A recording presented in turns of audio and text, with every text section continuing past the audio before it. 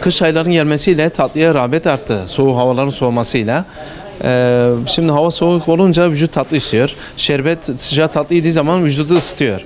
Yani halka tatlı da şu an nasıl bir Adıyaman'ın peynirli helvası meşhursa şu an halka tatlı da Adıyaman'ın bir yöresel tatlısı oldu. Sıcak halka tatlı. Gece 10.30-11'e kadar sıcak ve taze tatlı çıkarmaya çalışıyoruz. Adıyaman halkımıza hizmet etmeye çalışıyoruz. Tabii tatlı simit dediniz. Şimdi biz çocukluk yıllarımızda ben tatlıcı olmama rağmen Cumhuriyet İlkokulu'nda okuduğum zaman ben o zaman bile bilene gidip halka tatlıda simit yiyordum. Çok güzel, lezzetli. Aynı sanki bir kebap yermiş gibi lezzetli oluyordu. Tatlı simit tüketiyorduk. O zamanlar çocukların kantinlerde çikolata yoktu. O zaman halka tatlı simit sadece vardı kantinlerde.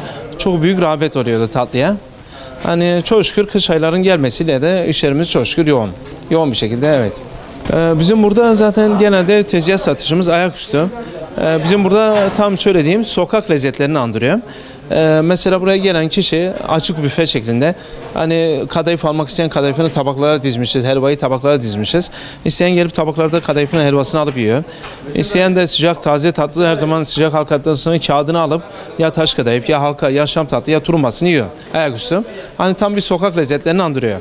Tabii ki onu takip etmek biraz zor. Hani biz 4 tane tezgahtarız ama tabii iş yoğun olduğu için takip edemiyoruz. Mesela şöyle diyeyim, çoğu kişi gelir babam da benden helallik diler. Şimdi geçmiş yıllarda öğrenciyken diyor ben mesela 5 tane halka tatlı yiyordum, 3 tane diyordum.